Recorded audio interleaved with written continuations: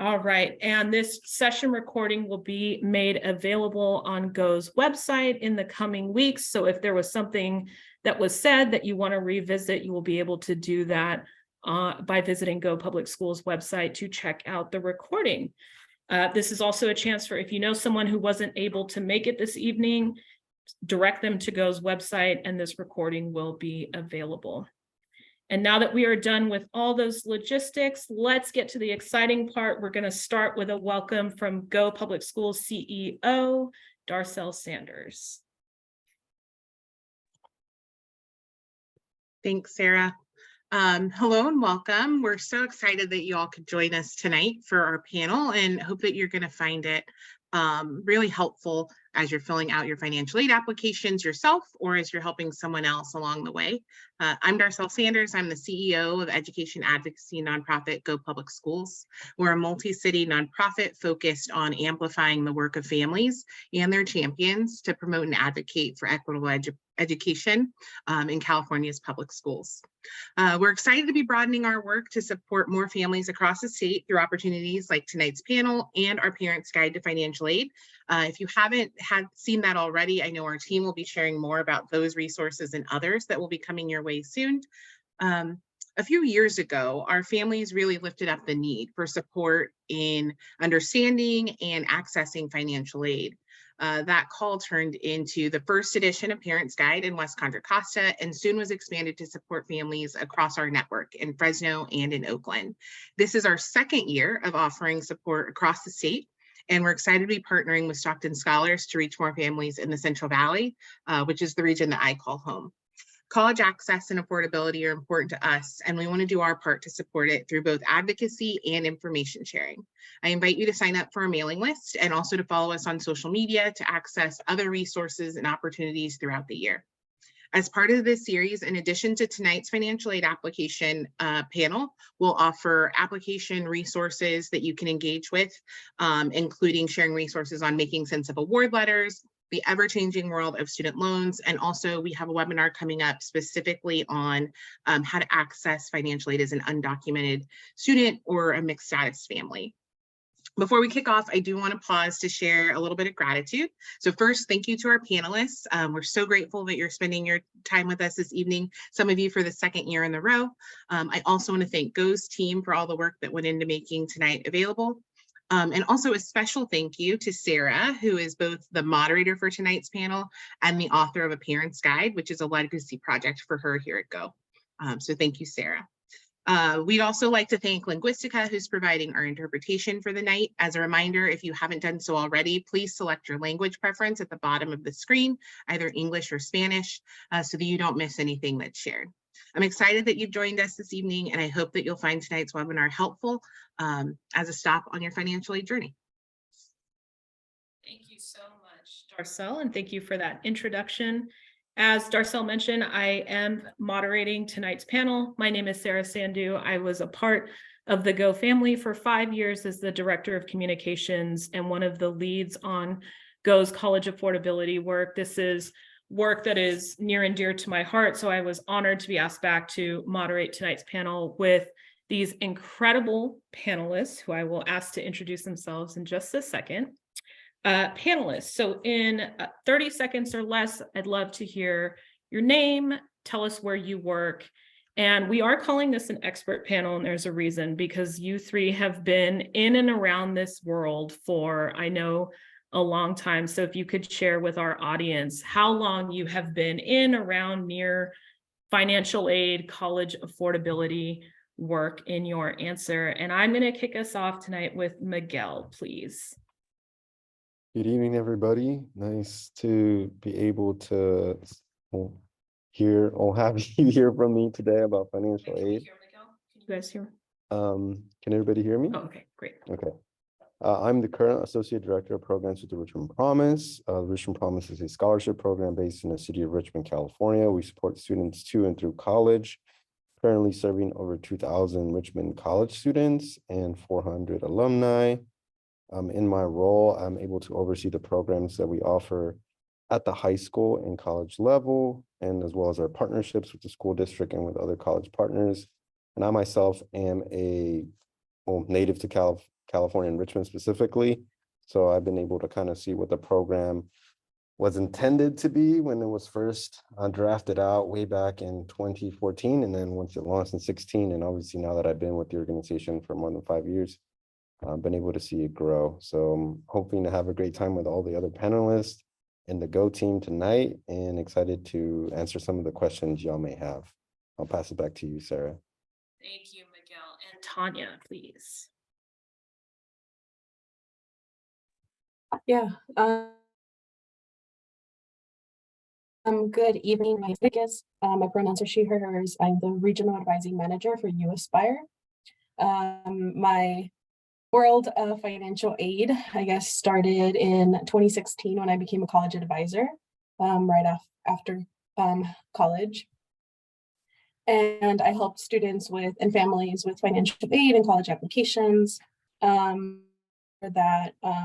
I've been working, I guess, in the financial aid world, college application world for about 6 years now. Now in a different, now as a manager role to advisors, but still service and still go out to cash for colleges with my advisors to help families out with financial aid.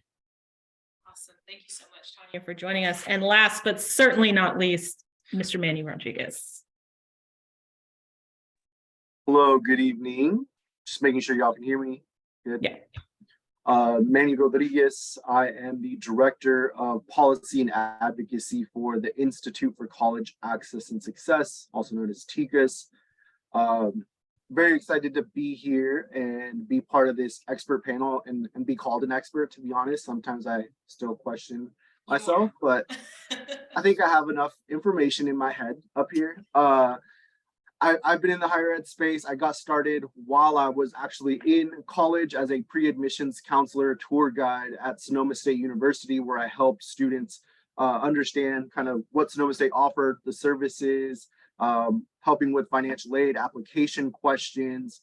But then my real kind of expertise started building on the policy side of things about 2015 when I joined the Education Trust West. I was there for close to 6 years, and I joined the TICAS team a little over half a year now. So excited to be here.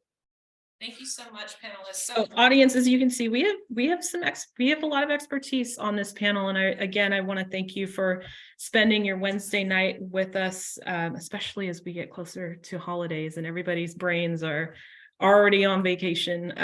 But this is really important. Actually, it is now mandatory that if you are a high school senior, you need to complete either the FAFSA or the California Dream Act application or formally opt out. This is a brand new law that has gone into effect this year. So it is very important that we get out as much information as possible to help families take this critical step toward college affordability. Panelists, I'm going to start with our first question, just to level set. When we are talking about financial aid, can you share what exactly we are referring to? What are the different types of financial aid? Tanya, I'm going to start with you, and then Miguel and Manny, if you would like to hop in after Tanya, please feel free to do so. Yeah, thank you, Sarah. Kind of try to encompass. So financial aid to students, we say that it's kind of like the umbrella term for grants, scholarships, that includes federal grants and state grants. It could include work study. So it's kind of like an umbrella for everything. But when we talk financial aid applications, and that's just like the FAFSA and the California Dream Act, which I guess we'll talk a little bit more in a little bit. But basically financial aid includes money that can be free. So that would be the grants, but it also includes money that might have to pay back someday. So that includes loans, parent loans and student loans as well. So that's just how I like to explain it. It's just a term for all that money. It could be free, it could be not free money. And usually it's to attend a vacation.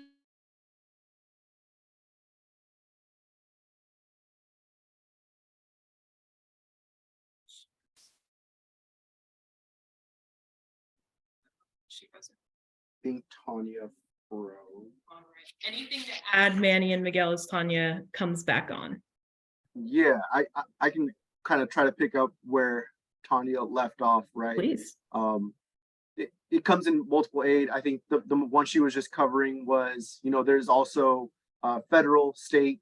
The one that wasn't mentioned was work study programs. Work study programs are also federal, sometimes state programs where you can get a job at your campus, sometimes in the field of study, and you get paid for that, right? And when it comes to loans, those are the ones that do have to be repaid. One of the things we always like to say at TICAS, it's critical to exhaust all forms of grant aid before turning to loans to really fill that gap that you have. And a reminder that federal loans are the safest form of borrowing because they do come with consumer protections like fixed interest rates, income-driven repayment plans, and in some cases can be forgiven for the borrowing you do. And again, the critical piece here is to access any of those, you really need to make sure you complete your FAFSA or the California Dream Act here in California. Thank you for going into more detail, in particular, Tanya and Manny, about the difference between aid that has to be repaid versus aid that is money that is given to you. It does not have to be paid back. I think that is a really important distinction when we are talking about financial aid. Manny, you referenced the FAFSA, and then you started to talk about the DREAM Act application, which are the ways that you access the aid that we have been talking about. Miguel, can you talk to us about the California DREAM Act application? Yes, the California DREAM Act is a form we have available for our students here in California to apply for financial aid if they're not eligible for the FAFSA. So this particularly is intended for students who meet the AB 540 criteria guidelines, which essentially is for students who currently do not or are not permanent legal residents or U.S. citizens. So as long as they have attended school in California for 3 years, and Manny or Tanya, feel free to jump in because I hear things all the time from like, oh, they have to be 3 consecutive years in high school. Some people say 3 years overall. I'll let them chime in so they can kind of like specify what the actual ruling is on there.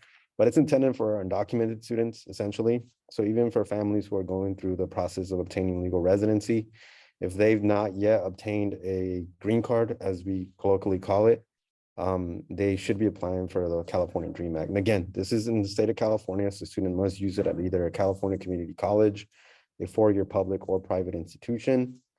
Every state is different. So for some students who are thinking of going out of state, they definitely should consider inquiring what the schools are thinking of applying to about what forms of financial aid may be available for them. So again, that's pretty much the full wraparound around the California DREAM Act. And I think it'll be helpful, Manny or Tanya, if y'all can clarify about that 3-year requirement, just so that folks get the proper answer, because I hear things all over the place. Yeah, I would love the same. Manny, I know you and I have talked a little bit about AB 540, and then there was an extension of that law with SB 68, I believe. I'm hoping I get the numbers right. But if you could just talk us through what those 2 laws mean. We tend to get a lot of questions about what falls under each. That would be really helpful.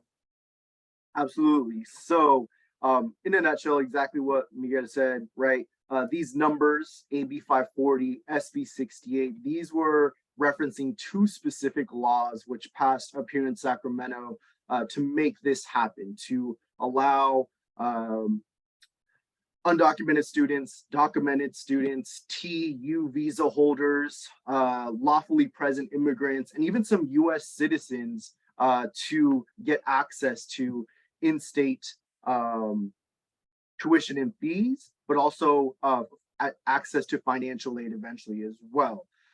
So AB 540 really allowed non-residents of California to qualify for in-state tuition and state financial aid. The second bill, SB 68, expanded the conditions under which one can qualify for this special status, outlining how many years have to be attended in a K-12 versus community college in combination. What Miguel mentioned, and Tanya, please correct me if I'm wrong on this one as well. It used to be you had to do 3 years in K-12 SB 68 came along and said, we're going to change that, and you can actually count years in a community college or another like LEA aligned school. So schools ran by school districts, right?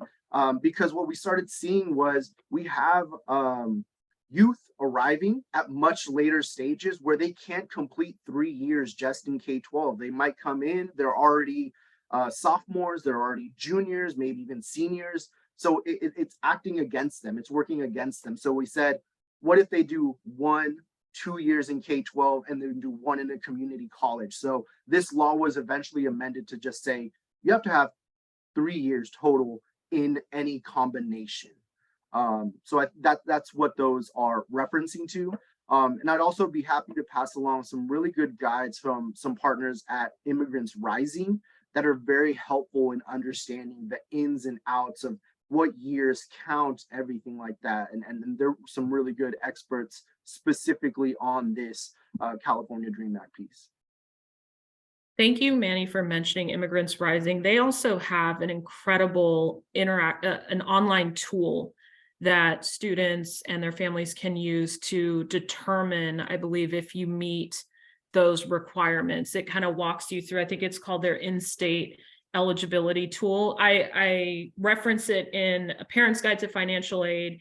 I'm sure the Go team, when they follow up after this webinar, will include some of these incredible resources because it is very helpful, and I know it can get confusing. A question I actually have on the AB 540, SB 68 is, do you all know if it's true that only 2 years at a community college can count toward the 3, or can you use all 3 years to meet that eligibility? I feel like I remember seeing an asterisk in some of the materials that only 2 years of a community college can count.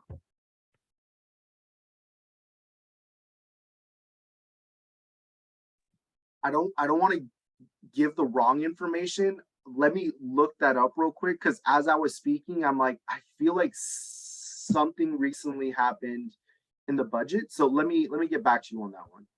Okay, got you. And if you want to at any time, feel free to drop the answer to that in the chat so the attendees can see that.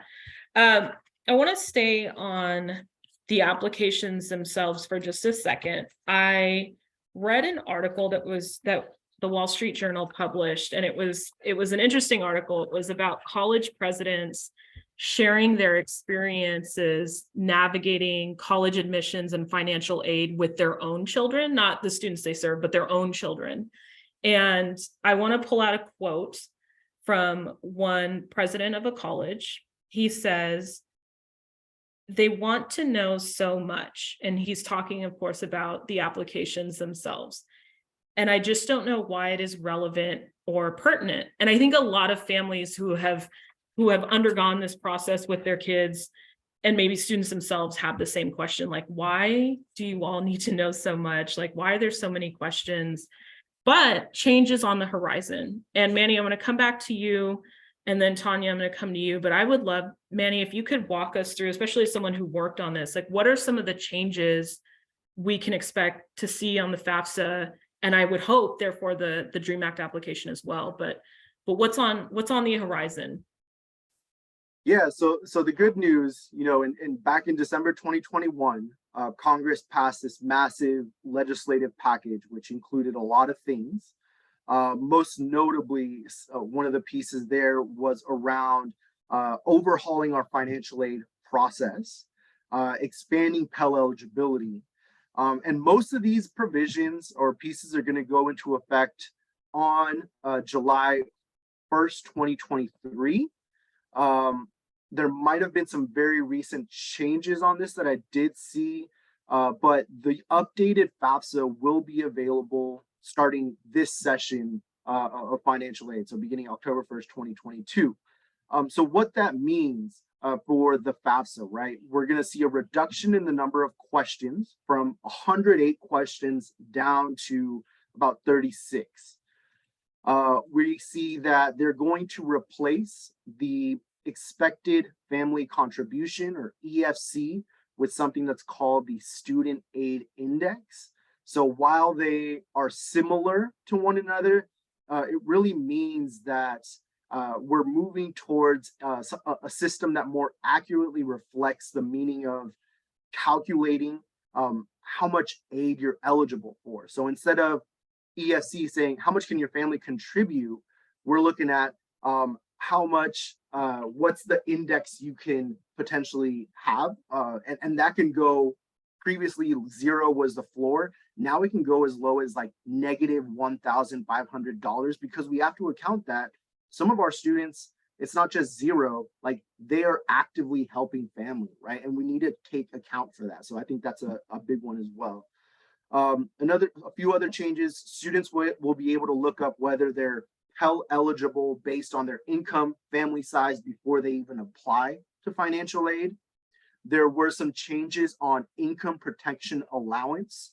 This means that this should result in more aid for working students and families, but it's really shifting or shielding a percentage of the student or parent's income that can be counted. And the other ones are, it restores Pell eligibility to students who are incarcerated. It restores eligibility to students who had drug-related convictions. It removes the selective service requirement.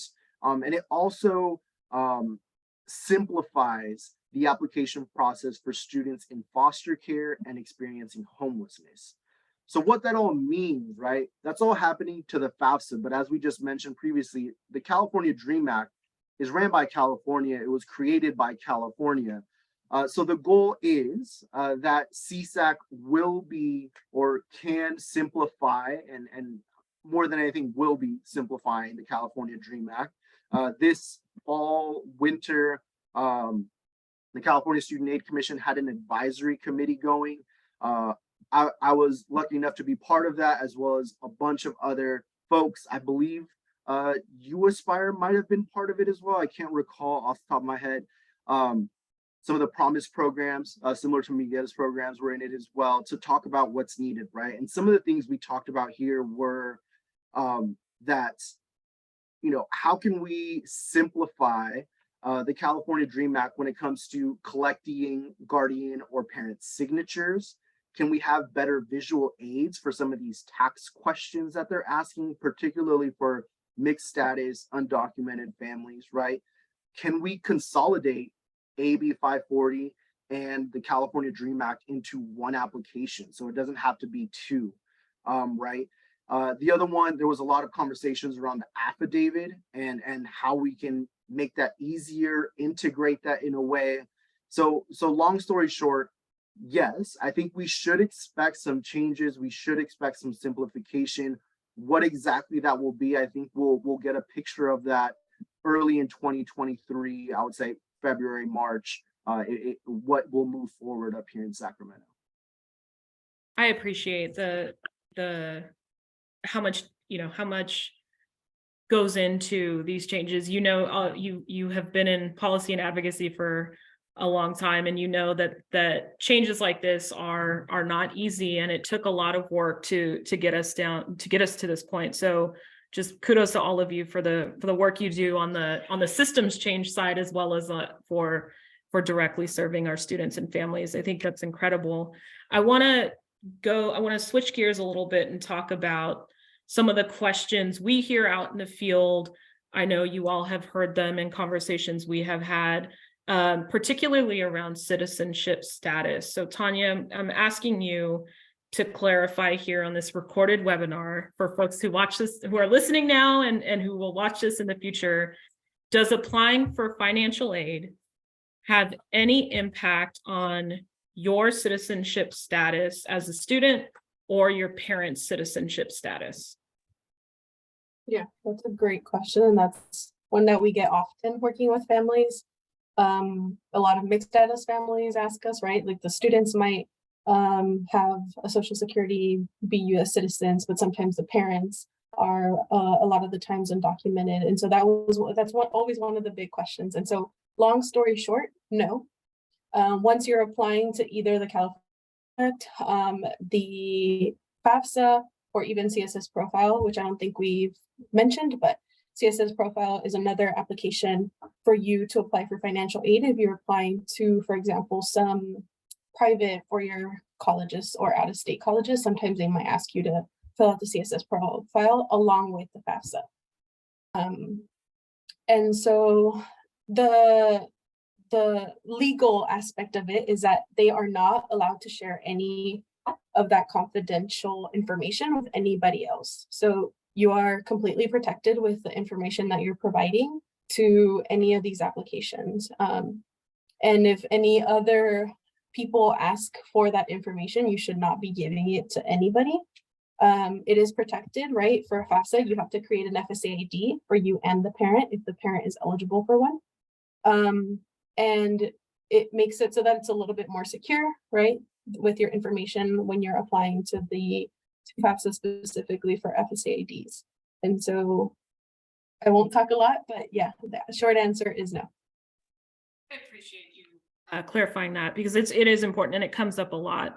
What advice, panelists, and I'm going to open this up to all three of you, what advice would you have to someone, a student or a family who feels nervous about providing their information? Because it does ask for sensitive information, social security numbers, finances, where you live, things like that, right? So what advice would you offer to someone who might be nervous about putting that on a form?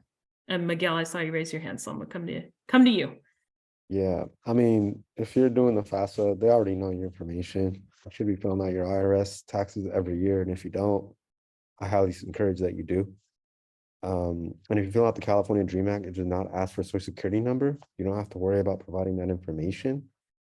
So it's really safe, transparent, on top of the fact that it is being highly encouraged to be completed this year in the state of California. Makes it just super easy to just provide your child with information they need. If anything, what you should be more worried about is the computer you're using to ensure that, you know, you have antivirus software or something like that, right? Because you don't want nobody to steal your personal information. But what ends up happening too in the FAFSAs in the California, especially in the FAFSAs, you can always link it directly through the IRS. So it makes the process a lot more clean. And if you want it to be super legit, you can just go about that way if you're more worried about inputting numbers and things like that. But the reality of the fact is that the information that you are providing to the either the United States government or the California, the state of California, sorry, is going to be kept safe, especially for our families that may not have residency or citizenship status. So it's very safe process. But again, be safe of the technology you're using. And also, if your child is being asked to complete it in school, make sure that, you know, there are removing any screenshots of important documents when they no longer need them, or highly encourage them to memorize their own social security numbers moving forward, given that they will now be, or soon will be, full adults, right? So little things like that are tips just to watch out for, more so than what the government is receiving, because they already know that. Thank you, Miguel. Manny or Tanya, anything to add for families who are nervous about taking this on, or for students even who might be nervous about offering information? Yeah, I think I would say that it's completely normal to feel that way. I don't think up to like me as an 18-year-old, never had I been asked all these questions about myself or like how much money I have in a bank. And also for parents, right? It might be the first time that they're also filling this out. And it is, I guess, nerve-wracking, and it's okay to have these feelings. But just know that all that information is protected. Again, if you're getting help from somebody from all these different programs, there's a lot of organizations that help you fill it out completely free. There might be some college Cash for College events at your school site. I don't know if you have those too, Sarah, at the schools. But I would say that, you know, just keep asking questions. There's also an option when you're applying through FAFSA called the IRS Data Retrieval Tool. I would just say, parents, just do that. It'll just transfer all that information and make your life 10 times easier.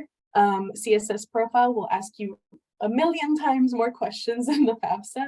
Just be prepared to get even into more questions. I think just only, I guess, advice I would have is just have patience. It's okay to have those feelings, but know that everyone else is doing it. It's now a requirement legally. So just ask questions, sit with those emotions, but not too much, because you do have to get it done before March 2nd. And so, yeah, I think that's my 2 cents. I appreciate that. Actually, let's touch on why it is legal. Why now it is a law. Manny, can you share what the thought was behind making FAFSA Dream Act application mandatory in California? Yeah, happy to do that. And in full transparency, right, when I was at Trust West, I was actually one of the main advocates kind of pushing for this last year. So it's your fault. I'm just kidding. it's not my idea. We copied Valverde Unified. But really the thinking here was, the research is really clear that cost of college and getting financial aid is one of the most important, if not the deciding factor for a lot of low-income students, first-generation students, students of color. I know for myself, right, being first generation, being the son of immigrants, I was like, college is going to cost too much. I'm just going to go to local community college, filled out the FAFSA, and then I realized, like, you're going to pay me to go to school and pay me to live in a dorm and like study? Like, all right. So, for us, the research was very clear that making sure we get that access and get financial aid dollars into the hands of students is important for them to go to and through college. Second, we saw that there were other states, and even school districts already doing this, either by law or voluntary. So Louisiana, Illinois, Tennessee, to some extent. And when you think about, California being this democratic, this progressive state, when we're behind, Tennessee, Louisiana, Illinois, you're like, all right, what's happening? How can we do it better, right? And then Valverde Unified, Paris down in the Coachella kind of Inland Empire area, they were already doing this. And what they were seeing is that they're getting more dollars to their students. Their students are seeing college as realistic. And more of them were actually going to and through, right? So for us, financial aid is there. There's millions and millions of federal dollars not being tapped into. Financial aid in California is an entitlement, meaning if you apply, you're low income, and you meet all the requirements, you are entitled to a Pell Grant, likely a Pell Grant as well, right? So that's thousands of dollars that can help your students, as well as all the other forms of financial aid Tanya covered in the front end, right? So for us, the research was clear. We had examples that were doing it, and we said, okay, let's flip this switch. Let's make it a requirement on school districts to help their students to make them fill out the application. Let's add an opt-out, because maybe not all students want to apply. I know, for example, we heard from students that are like, I'm going to the Army, or I want to work, or I have these other plans after high school. Simple, opt out. The opt-out form is very simple. It won't hold you back from graduating. None of this should ever hold anybody back from graduating. It's essentially just saying, I don't want to do this for my own personal reasons, right? So that was really the thinking there. And this is the first year, right? We're going to see how it goes. And I think we're going to improve it as time goes along. And I know you Aspire is going to be monitoring and has been monitoring kind of step by step how this is going as well. Yeah, thank you. And two important clarification points that you made there that I want to reemphasize. It is not a graduation requirement. So this, if you do not complete it, if your student parents does not complete the FAFSA or the DREAM Act application, it should not impact their ability to graduate from high school. So making that very clear. I know that there were questions around that, especially because some of the original language in the bill referenced something related to high school graduation. The bill that ended up passing, Manny's shaking his head, so I know I'm on the right track. The bill that ended up passing took out the language around graduation requirement. And then the second piece is that you can opt out. There are students who may not want to access financial aid right after high school for a myriad of reasons. You can opt out. What I am not clear on, and Miguel, Tanya, Manny, anyone jump in here, is the opt-out form something that is school by school that they handle, or is there like a statewide website or something that they go to? Miguel jumped in, so he must know the answer to this. Yeah, I know for West Contra Costa Unified School District, which is located in West Contra Costa, it goes by the school district. So there's a form that you can access on their website, but in order for you to complete a form, the student and parent must meet with their counselor on site and have both a counselor and the parent sign off on it. So at the moment, that is kind of like a little bit more work than actually completing the FAFSA for California Dream Act. So not many students are completing the waiver, but there is measures in place for April and May once we get closer to graduation season, right? For the district to be able to take steps a little bit more advanced in case students are potentially, right, not opting out because they forgot to, or they just haven't been showing up to class or whatever, right? Whatever the case may be. They have the ability to kind of waive students if they need to, right? That way they don't miss out on graduation. But at the moment, it's just being highly encouraged, right, for families to complete it. And if push comes to shove at the end of the school year, they need to opt out, they can certainly opt out. But district level, at least out here in the area that I am partnering with the school district. Tanya, Manny, any other info on how other districts are handling it? Do you think it's a similar way, or?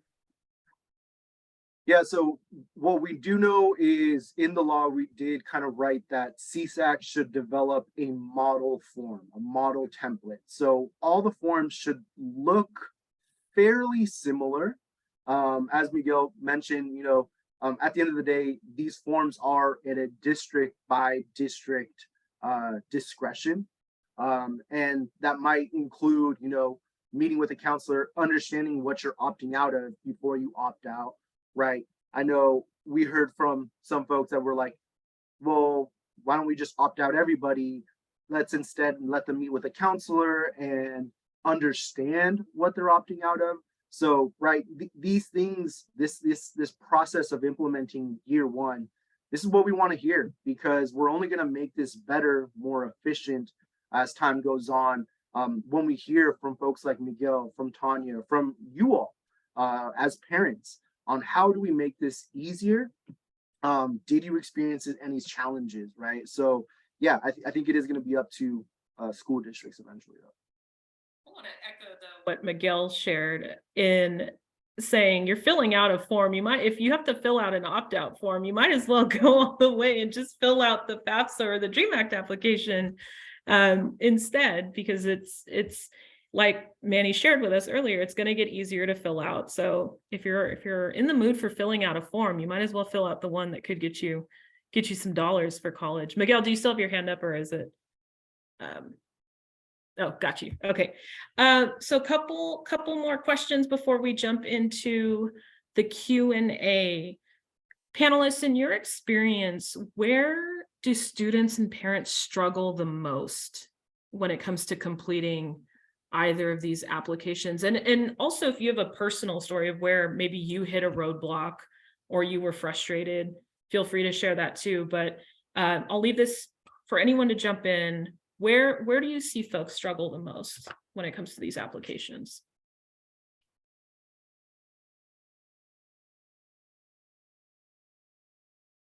I can get us started. Please, So yeah. I think the biggest roadblock that we get is something as simple, like if it's just me working with like a student or other advisors working with students, sometimes it might be, when is your parents' like birthday?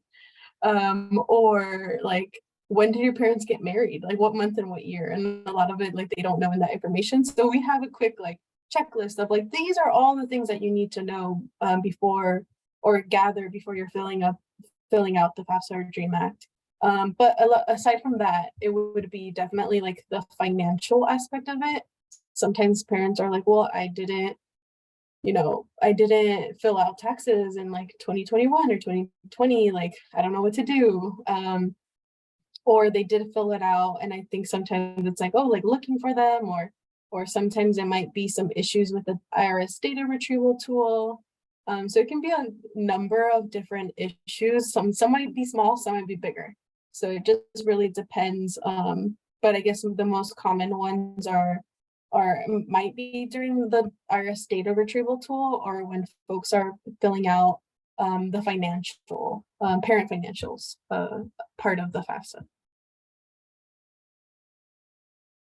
Thank you, Tanya. Manny or Miguel, any thoughts on where folks slip up the most when they're trying to tackle these applications?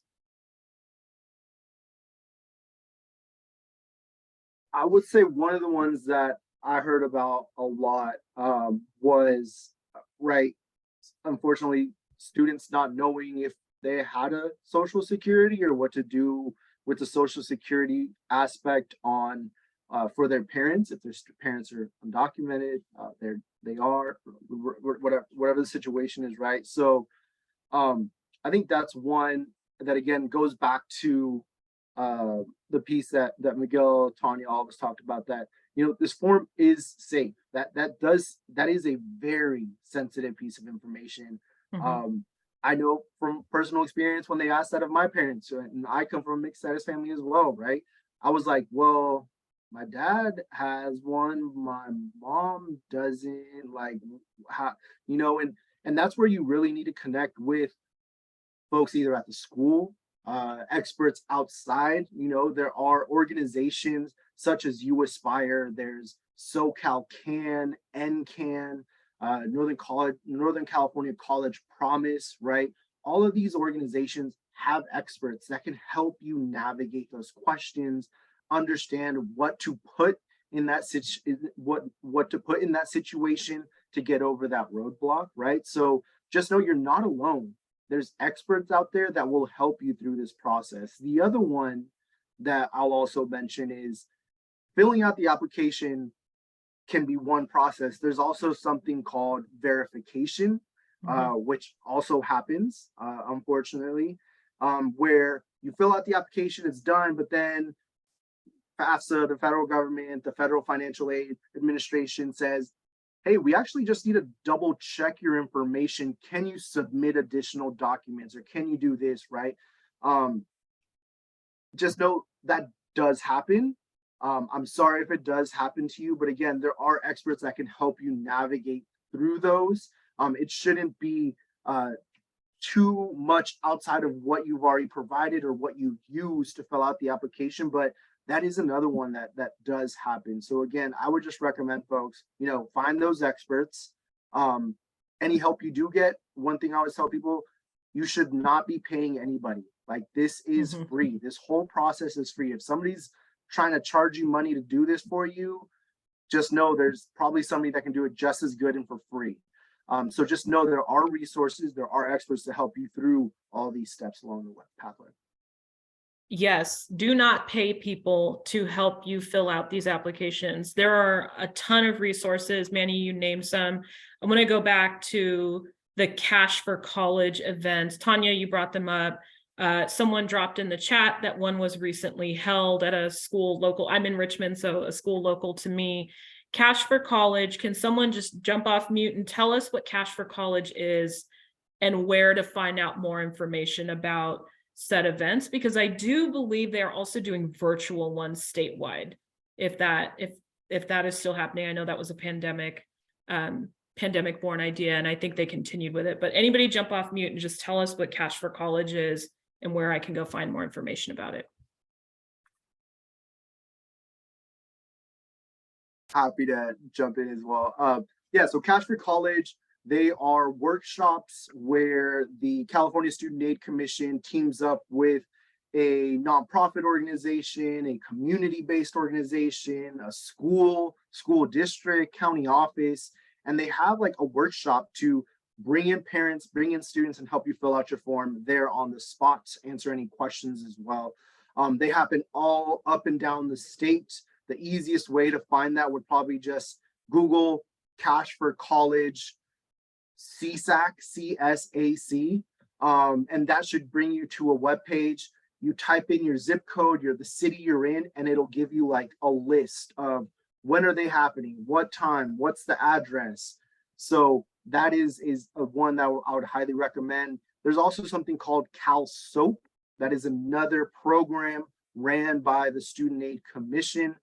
Those are regional hubs, regional consortia of, again, nonprofit organizations, schools, school districts, community colleges, CSUs, UC sometimes in there as well, that also provide this help to direct high schools and can connect you with resources. So again, the state itself has a bunch of programs, and there's also a bunch of nonprofits that are doing this.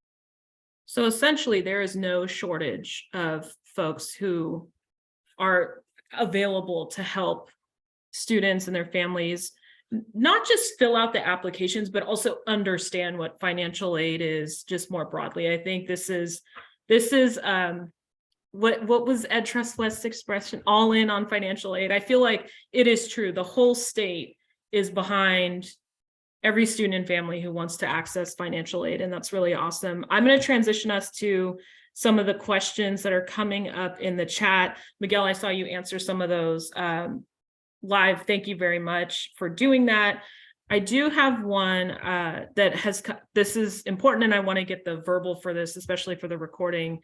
Many families ask us if they should not apply while their child is attending community college to save all 4 years of their eligibility. What should we tell them?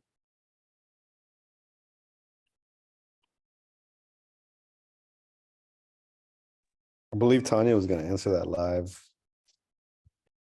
All right. So there is a thing that you can put like your Cal grants on hold, so that when you go to a 4-year college, you kind of get like the max financial aid, quote unquote. But I believe that you also have to be careful, right? Because say it takes you 3 or 4 years in community college, and then you still have another 2 years out of 4 year, like you just have to be careful because you're eligible only for 6 years of Cal grants, or like of free money, right, from the state of California. So there is a way to defer them. If you think you're able to afford a community college on your own with like no help whatsoever, you could do that. But you know, just keep in mind like kind of like your own trajectory of like, oh, am I gonna be done with community college in like 2 years, and then finish in 2 years at a 4-year.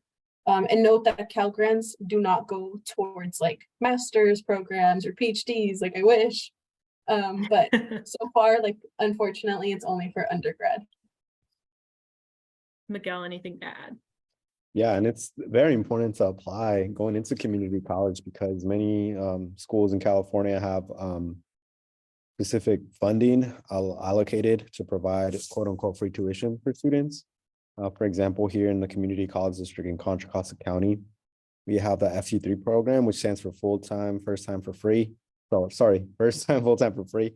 Basically, if any student is enrolling straight out of high school in community college, so as long as they are taking 12 or more units, the college will waive that student's tuition bill for the semester. They have to agree, but they will also uphold a 2.0 GPA and above.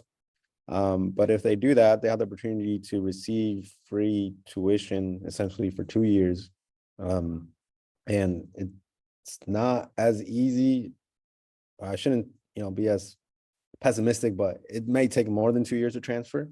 Let's be real, but that's okay if you're getting 2 years of free tuition and you put your Cal grant on hold. By the time you transfer, you're probably not having much debt, especially because in community college, you can also do work study. You can also benefit from scholarships. You can work, of course. So by the time that you're ready to transfer, you're possibly looking at not looking at loans too badly if you want to go further down, because you're like, I already saved a bunch of money my first 2 years.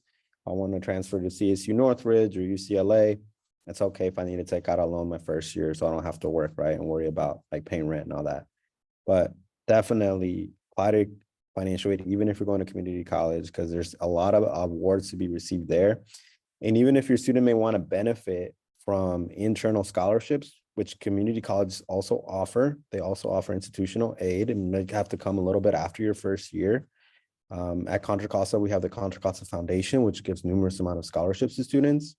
You have to have a FAFSA or California Dream Act on file to even apply for scholarships. And the same may be said for 4 universities. We had a question about, in Spanish, is it worth it to apply if we make, middle income in our family? Definitely, because if you want your child to benefit from internal institutional aid, more than likely your child will have to have a FAFSA or California Dream Act on file, because there's a very important number called the EFC number, which Sarah perfectly explains in her guide, how that plays a pivotal role in financial aid. So please, just even if you feel like it might be a waste of your time, which trust me, it isn't, complete the FAFSA or the California Dream Act, so your child at the very least has an EFC number, which in the future can be very important down the road for the school's institutional aid. Miguel, thank you for mentioning the free program. Manny, actually, I saw you come off mute. I'm gonna let you chime in. I wonder if we're gonna say the same thing. So. Yeah, no, I agree with everything that was said, right? I think the other thing, right, is you have to remember Pell eligibility you can get for 6 years. Cal Grant you can get for 4 years. There's also a lot of exactly what Miguel said, right? When it comes to the California Promise program, or the Promise program, which is the free tuition at the community college level, right? A lot of these programs require FAFSA or a California Dream Act. So your Cal Grant isn't the only reason why you need to fill this out. My recommendation would probably be fill it out, tap into your Pell Grant first, defer your Cal Grant, make sure you use that because you have 2 extra years, you have 6 years of that, right? And then wait for your Cal Grant once you transfer your last year so you can have that maximum aid, right? There's a lot of ways you can really mix and match these pieces. So make sure you definitely apply and use that, because one of the things we see is the reason why students take longer in community college is because they have to work or they can't go full time, right? And the main reason they have to work is because there's non-tuition costs they have to cover: food, housing, expenses, transportation.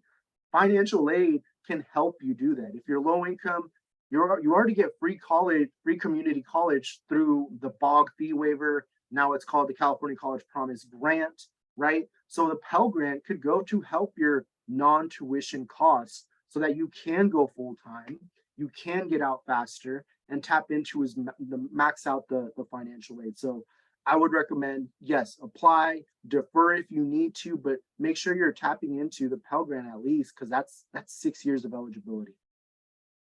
Manny, thank you. I'm also reading the chat as you all are providing just great information. There's a lot of good stuff in the chat. I do want to make one more plug for those of you who have not filled out the attendance form. Please do so you can be entered into that raffle to potentially win a $50 gift card. Goes giving away 2 of them. So really exciting.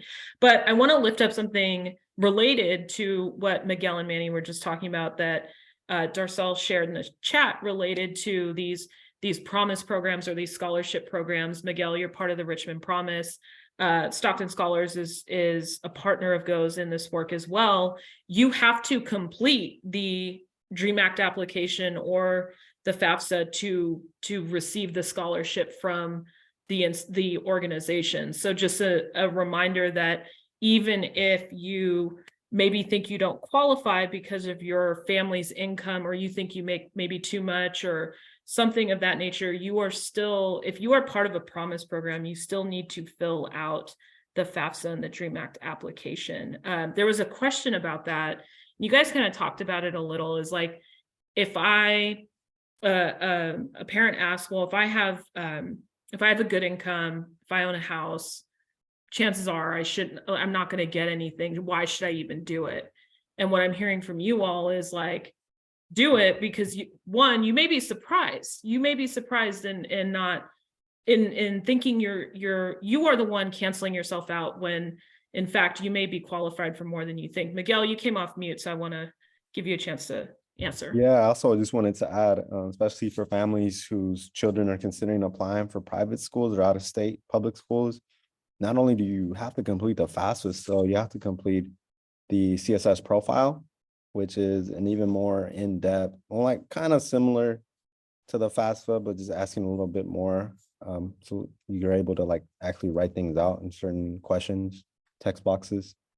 So the point is that the schools want to know as much information as possible about the family household size, the income, for them to determine what sort of awards they may be eligible or able to provide to your children, right? So it's not like Sarah was saying, you know, if you don't give any information at all, they're not going to give you anything, nothing, right? If you provide information, even if you're high income, you're at least they have that data information available. So in the future, if more middle class funding comes along, which we do have a program here in the state of California for, then your children may be considered eligible for that down the road. So just want to highlight, as Sarah said, trust me, what she's saying is completely true. You're just hurting yourself by not completing it. And just the data generally shows, and I'm sure Manny knows a lot about this, students who complete financial aid applications have higher chances of staying in college semester by semester or term by term, wherever they go.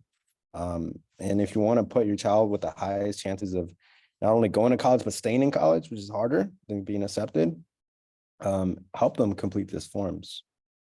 I just wanted to end on that note, on that soapbox to back you up on that, Sarah. I love it. Thank you so much. Manny, anything you wanted to add? Yeah, to Miguel's point, California also has something called the Middle Class Scholarship. The Middle Class Scholarship is separate from Cal Grant, separate from Pell Grant. This is a different pot of money, a different grant program, essentially. And the income ceiling here is you can apply for this and you have an income ceiling of assets of up to 191,000 a year. So this is definitely for like those higher income folks. You can still get some financial aid.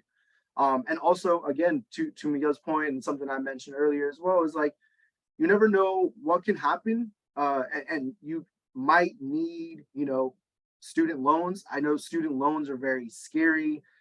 I know I was taught to like run as far away as possible from student loans, but also remember, this is a investment in your son, daughter's education. You know, you can go in things such as like income driven repayment plans, which after a certain amount of years, they just cancel the debt. If I remember correctly, it's like 20 years, they eventually just cancel it. If you go into public service, right? So think teachers, governments, any public service position, you can get them canceled, right? Is it a little harder? Yes. Is there an application? Yes, right? But FAFSA, or even if you're higher income, you never know what's going to happen and you might need to borrow, and because you need to stay in school, right? So things always change, and I would just say give yourself the maximum opportunity, like Miguel said. Also, for those who believe they make too much or are in this kind of middle higher income space, I will make a plug that GO's West Contra Costa team is actually hosting an entire panel on this topic so that folks don't cancel themselves out from applying. That will be on February 1st, which is also a Wednesday at 6 p.m. So same kind of start time as this. So just if you're listening and you feel like you fall in that category, know that that panel will be coming in the next couple months. We still have a couple more questions that I want to throw out while I have the experts here. This is more kind of a logistical question related to taxes. So one of the questions here is what year what tax return year am I reporting if I'm filling it out this year, if I'm filling out the FAFSA or the DREAM Act application this year?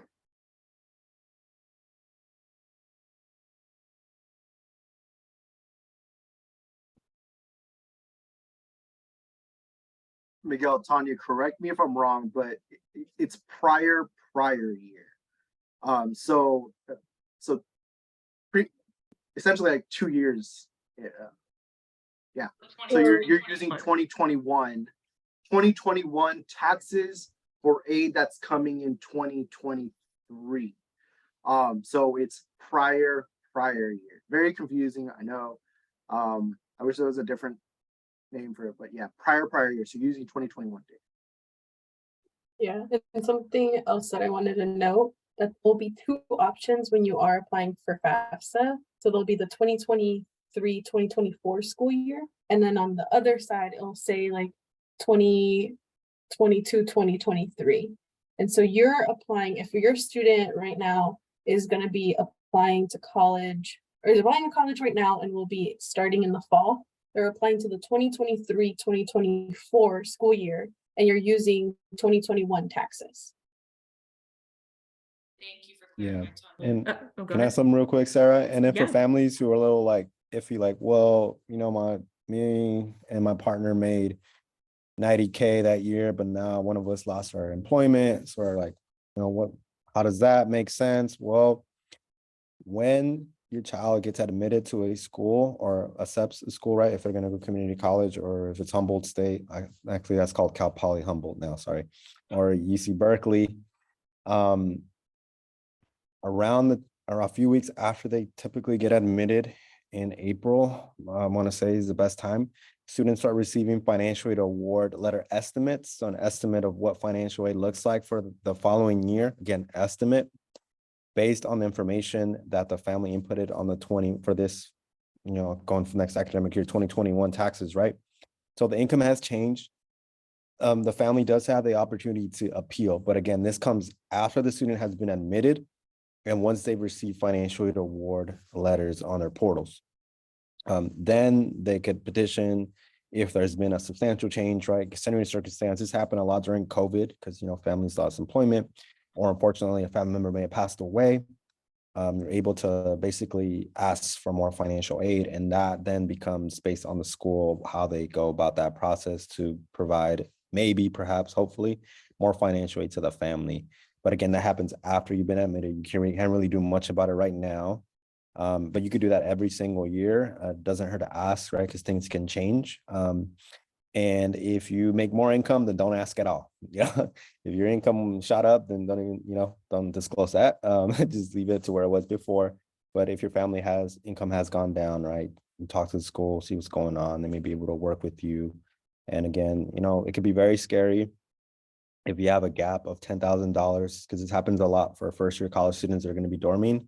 Don't look at it as a $10,000 payment you have to make on August 1st, right? This goes by terms, and then there's payment plans. You can work things out. You can take out loans, like Manny mentioned.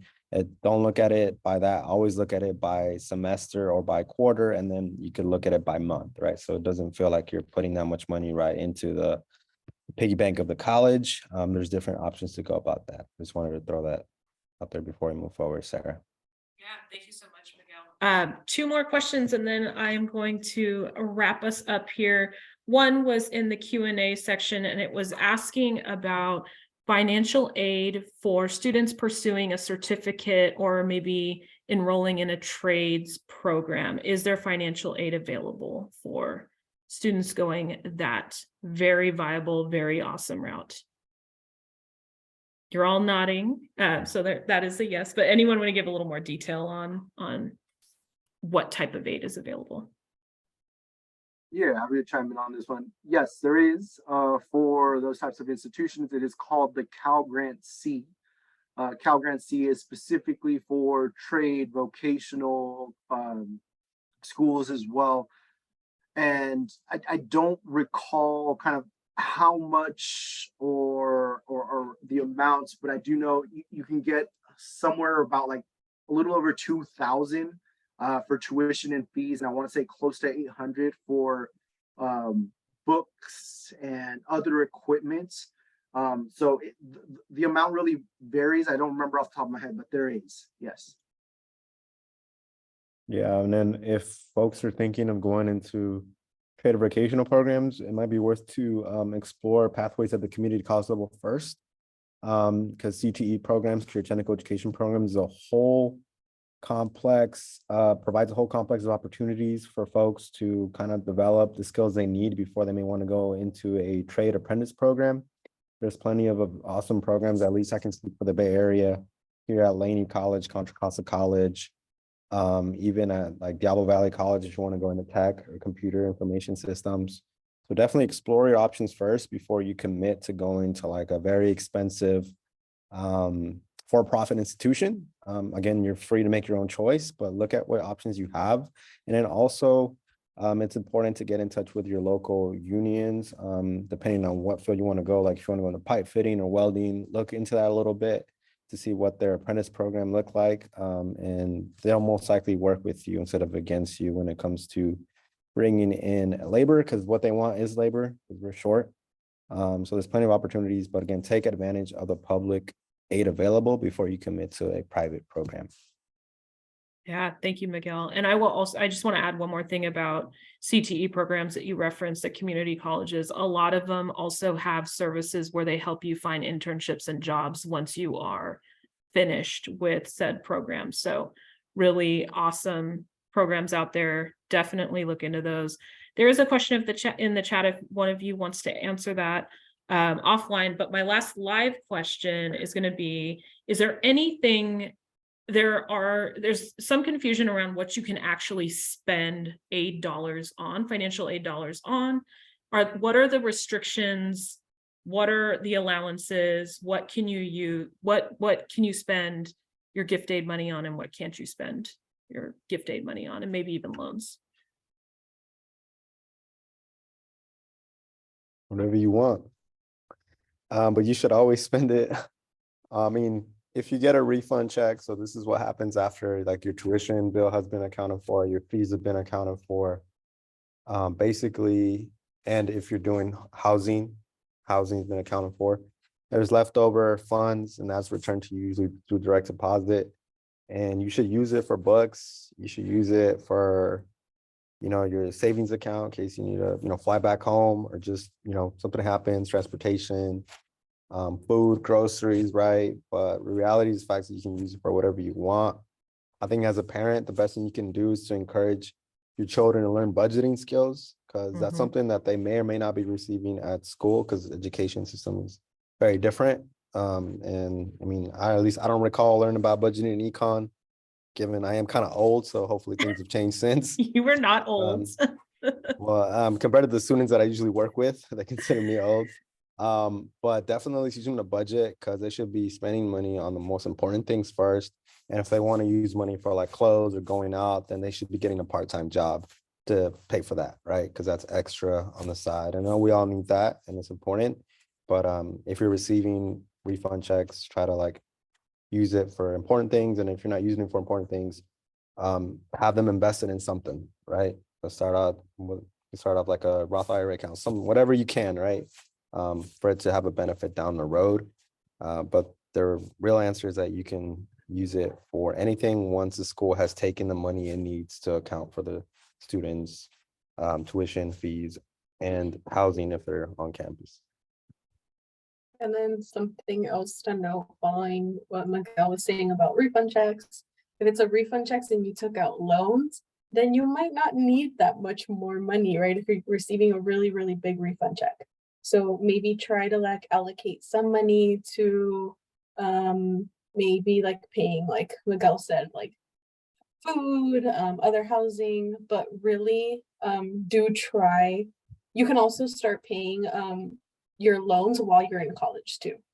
So that's another great tip that I wish somebody gave to me when I was in college and took out loans. You can start paying them off, and that can be like every month. Students tend to sometimes spend it on certain things that like, oh, maybe it wasn't the best choice, right? Or like going shopping.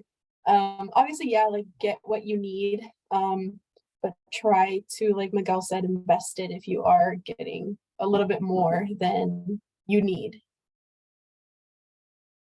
Thank you, panelists.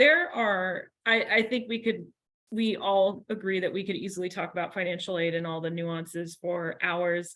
We are at time, so I want to say thank you so much to the three of you for sharing your expertise, your insight, your personal experience with financial aid.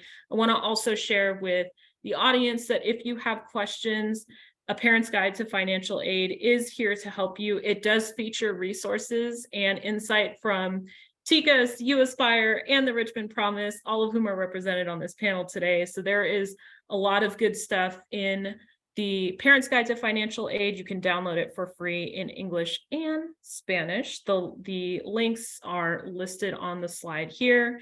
I am responsible for one very important thing before we go, and that is to announce the raffle prize winners for this evening. I want to say congratulations to Fabiola Rodriguez Sotelo and Carmen Beltran Salazar. You two are the winners of a $50 gift card, and someone from the Go team will be in contact with you on how to get your prize just in time for the holidays. Great. But panelists, thank you again for being here on a Wednesday night. This is such an important topic, and I'm grateful. I know our audience is grateful for everything you shared tonight. And like I said, if you missed any part of this or want to revisit a question, this recording will be made available on the Go website in a couple of weeks. Thank you, everybody. Please have a wonderful evening and happy holidays to all.